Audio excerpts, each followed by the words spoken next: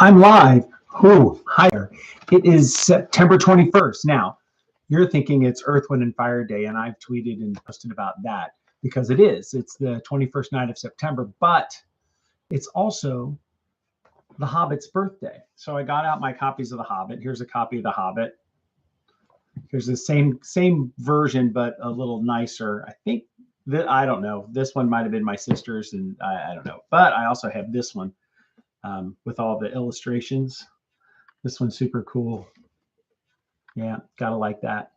Okay, so I'm just going to read a little bit of The Hobbit. On this, it's in the chapter called Inside Information. I'm starting on page 205, and I'm not going to read a whole lot.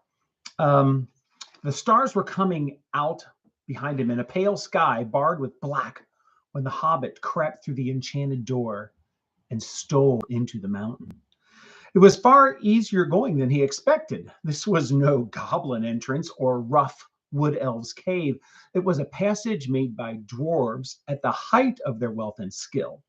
Straight as a ruler, smooth floored and smooth sided, going with a gentle, never varying slope direct to some distant end in the blackness below. After a while, Balin bade Bilbo good luck and stopped where he could still see the faint outline of the door, and by a trick of the echoes of the tunnel, hear the rustle of the whispering voices of the others just outside.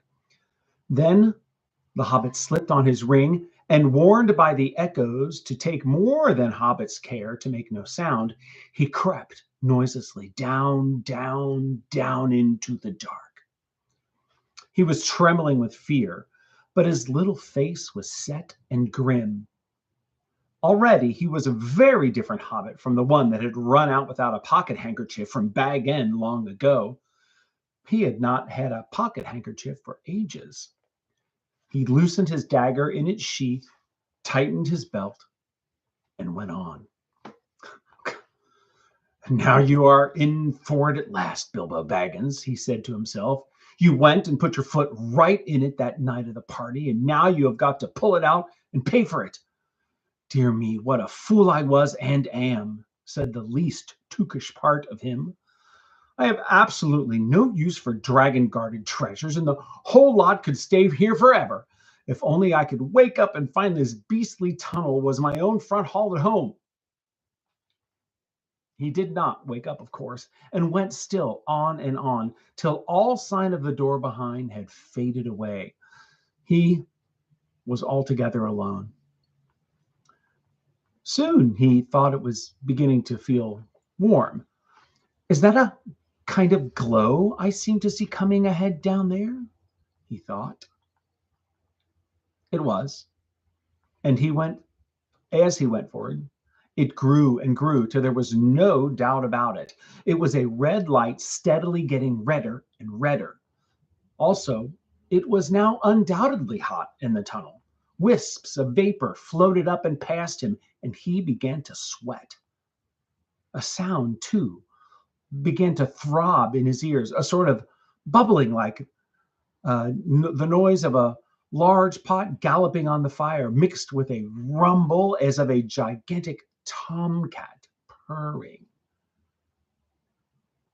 This grew to the unmistakable gurgling noise of some vast animal snoring in its sleep down there in the red glow in front of him. It was at this point that Bilbo stopped. Going on from there was the bravest thing he ever did. The tremendous things that happened afterwards were as nothing compared to it. He fought the real battle in the tunnel alone before he ever saw the vast danger that lay in wait. At any rate, after a short halt, go on he did, and you can picture him coming to the end of the tunnel, an opening of much the same size and shape as the door above. Through it peeps the Hobbit's little head. Before him lies the great bottommost cellar or dungeon hall of the ancient dwarves right at the mountain's root. It was almost dark, so that its vastness could only be dimly guessed. But rising from the near side of the rocky floor, there's a great glow. the glow of Smaug.